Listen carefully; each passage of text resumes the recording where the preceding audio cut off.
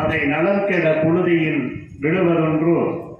சொல்லடி சிவசக்தி என்னை சுடர்மிகு அறிவுடன் படைத்து விட்டாய். வல்லன்மை தாராயோ இந்த மாநிலம் பயனுற வாழ்வதற்கே என்று பாடிய பாரதியின் வைர வரவேற்கு இணங்க ஒரு மாமனிதராய் பெருந்தலைவராய் இச்சமூகத்தை இம்மாநிலத்தை மாற்றி மறைந்திருக்கிற ஐயா பெருந்தலைவர் காமராஜர் ஐயா அவர்களினுடைய 123வது பிறந்த தினத்தை முன்னிட்டு கல்வி வளர்ச்சி நாள் விழாவாக இங்கு கொண்டாடி கொண்டிருக்கும் இந்நிகழ்விற்கு தலைமை பொறுப்பேற்றிருக்கிற கடல் நீரை கதிரொளி நிரப்புவது போல, கடல் நீரை கதிரொளி நிரப்புவதைப் போல, புனல் நீரை நிலவொளி நிரப்புவதைப் போல உங்கள் வாழ்க்கை தரத்தை உயர்த்த வேண்டும் என்கிற எண்ணத்தோடு அனுதினமும் நல்லதொரு சிந்தனையை, நல்லதொரு செயல்பாட்டை உங்களுக்கு தன்னுடைய எண்ணங்கள் வாயிலாக வழங்கிக் கொண்டிருக்கிற நம் பள்ளியின் தலைமை ஆசிரியர் ஐயா அவர்களை எதிராக வருகை தந்திருக்கிற முன்னாள் கீழ்மேட்டூர் பள்ளியினுடைய தலைமை ஆசிரியர் ஐயா அவர்களே,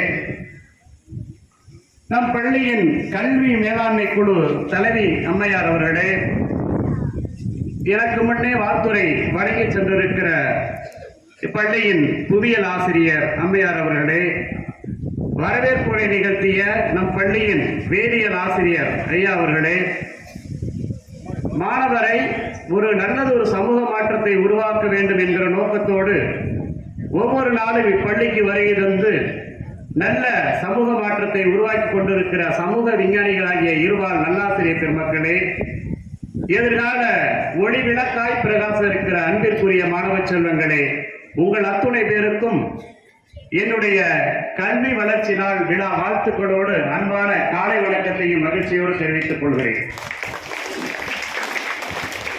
கல்வி வளர்ச்சி நாள் விழா எந்த ஒன்றும் வளர்ந்தால்தான் நன்றாக இருக்கும். செடி வளர்ந்தால் அழகு, நதி நகர்ந்தால் அழகு, மாணவர் படித்தால் அழகு. எனவேதான் இந்த கல்வி முறையாக உங்களுக்கு சென்றடைய வேண்டும், அது ஒவ்வொரு நாளும் வளர்ச்சி அடைய வேண்டும் என்று கனவு கண்டவர், செயல்படுத்தியவர் கர்மவீரர் காமராஜர் அவர்கள்.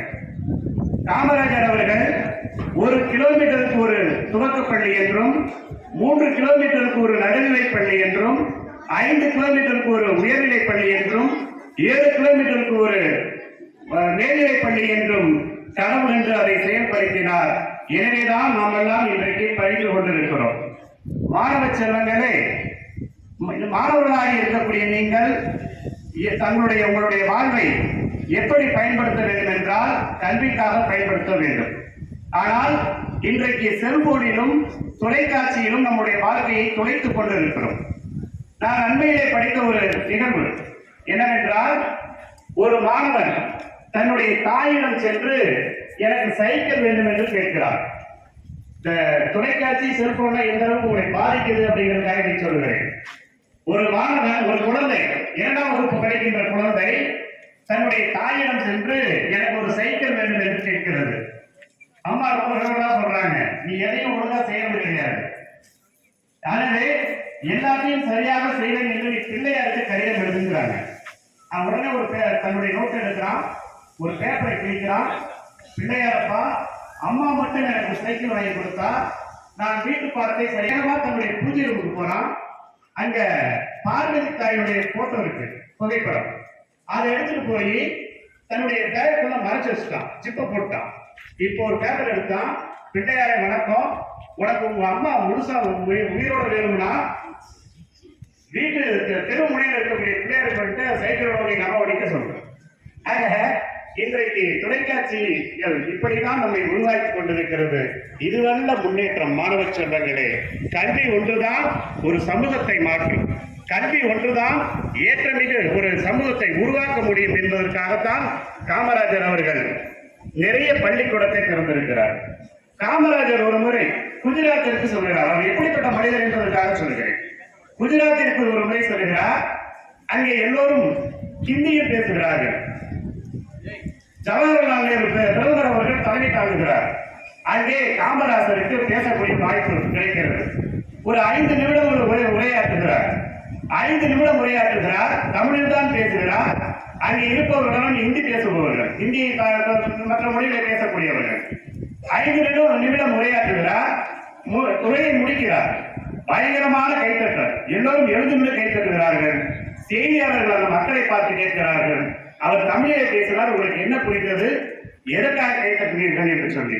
அதுக்கு அந்த மக்கள் சொன்னார்களாம், மாணவ செல்வர்களே, அந்த மக்கள் என்ன சொன்னார்கள் என்றால், நல்ல மனிதர் ஏதேனும் நல்லதைத்தான் சொல்லியிருப்பான், அதற்காக தான் நாம் கைத்தட்டுகிறோம் என்று சொன்னார்களாம்.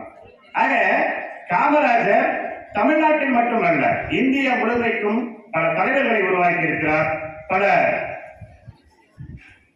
மாணவர்களை நல்ல ஒரு கல்விக்கு எட்டு செல்ல வேண்டும் என்ற பள்ளியை நிறைய துணைக்கு வைத்திருந்ததால் அவர் உலகம் முழுமையும் ஒரு பெருமைக்குரியவராக மதிக்கப்பட்டார். மாணவ செல்வங்களே, எப்பொழுதும் எளிமையானவர், எதற்கும் உடனடியாக ஒரு தீர்வு காண வேண்டும் என்று எண்ணக்கூடியவர். ஒரு முறை சுற்றுப்பயணம் செல்கிறார். தெற்கை நோக்கி சுற்றுப்பயணம் செல்கிறார். ஒரு லெவல் கிராசிங்ல அவருடைய கார் நின்றுச்சு.